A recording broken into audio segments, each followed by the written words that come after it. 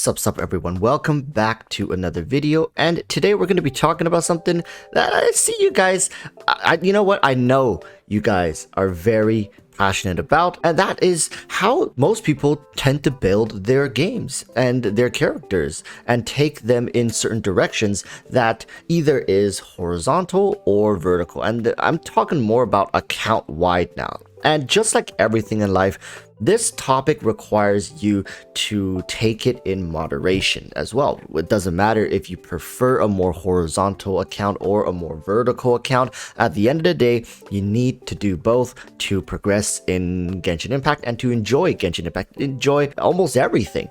Think about it like this. You almost always are doing vertical progression on every single character because just leveling them from level 1 to level 2, that's a vertical progression, all right? So what I'm essentially is saying right now is, in the general scope of things at this point in Genshin Impact, what are most people looking to build their account as? For you, are you looking to take more versatility into your account, meaning more characters, more diversity, building different teams, different styles, experimenting with different elemental typings, versus building it vertically, taking what you already have and just doubling down, making them stronger, making them hit harder, and making them take that one step closer to the almighty Celestia divinity, right? Divinity. Sometimes we just want to reach higher, not wider. So what's the big problem here? What's the big discussion? Because there's a big difference when it comes to free-to-play players and how they want to take their account. The advantages and disadvantages of building a vertical account versus the horizontal account. And like I always say, build with diversity, people. Build with diversity. There always comes a threshold where too much is just not good. For example, if you're a free-to-play player and you love Ganyu or you love Ayaka, you love them to death, and essentially your entire goal and existence in this game is to get Ayaka to C6 R5. Every other character in the game can be ignored and you'll never build them. You'll never want to pour any resources, for example, into Kazuha, into Sucrose. You never want to pour any resources into Xingqiu. You never want to pour any resources into Bennett. You don't want to pour it into Kokomi. You don't care about any of them. Don't care about Raiden. You don't care about anyone. You just care about Ayaka.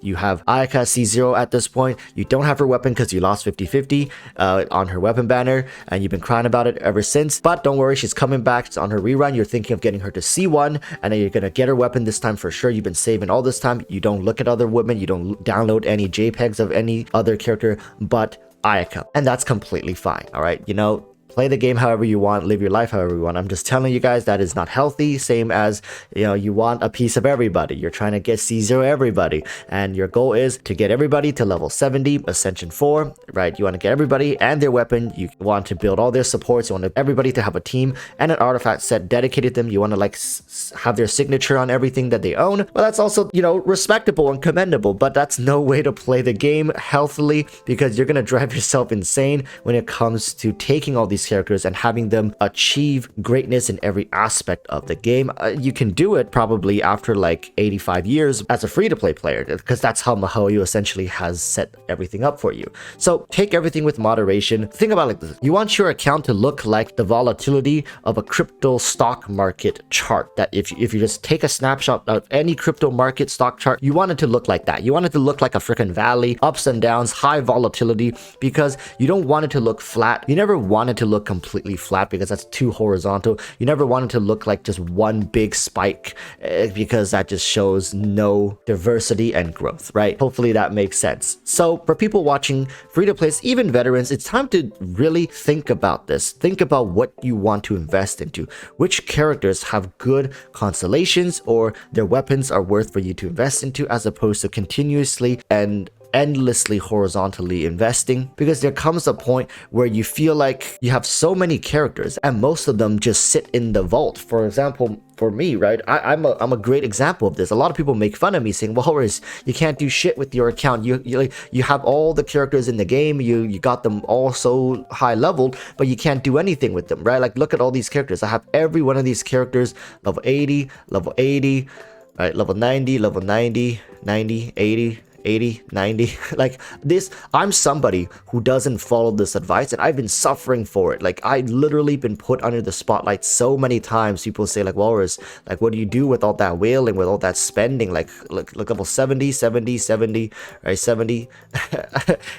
Trust me, it doesn't work, people. You start to struggle really badly because there's only so many resources you can get. And here we start to like flat out and dip a little bit. So these are the only characters that I haven't gotten essentially to Ascension for, and for good reason, right?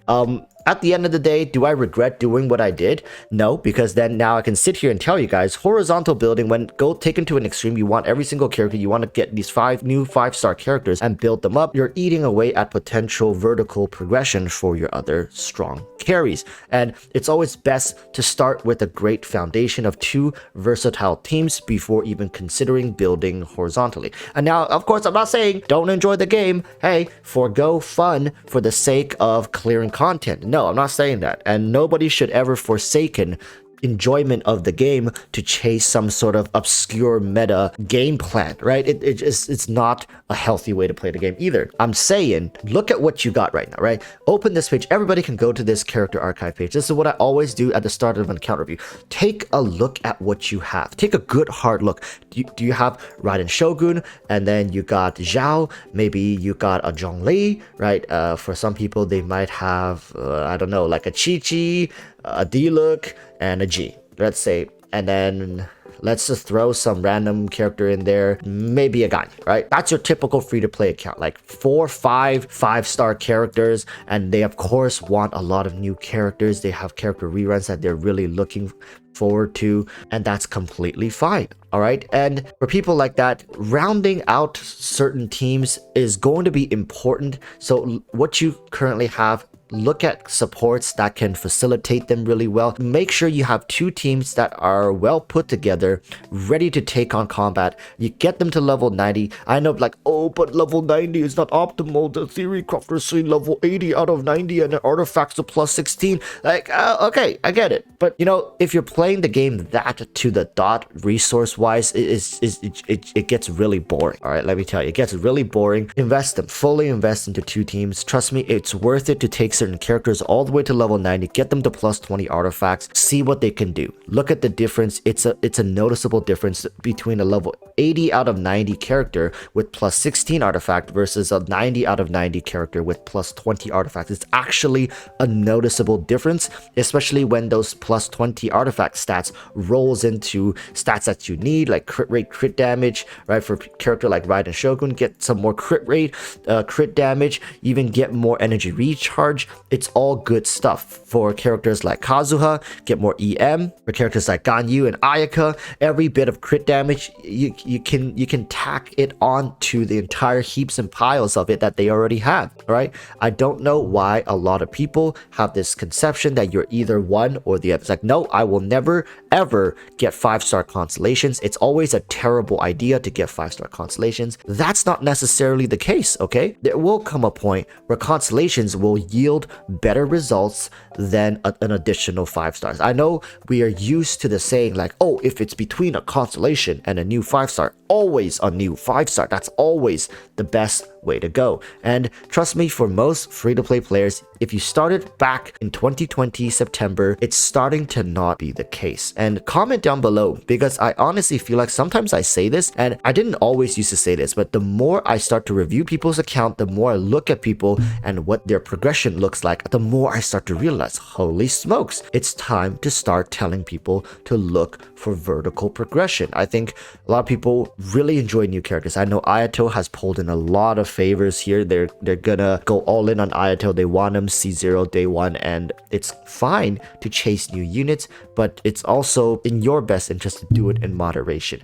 Then again, who am I to tell people how to play the game and not? But I'm just saying, there are people who come to me with accounts that need help. They can't clear content, or they're running into certain problems, and more often than not, they've diversified their resources amongst too many different characters, or they failed to pin down the characters that really are more resource hungry than others and that need more resources to be successful. And you can't find this in a spreadsheet, in a chart, in a tier list. People don't talk about this stuff. Not every character needs the exact same amount of investment. And just like a valley, a mountain range, not all mountains are the same height either.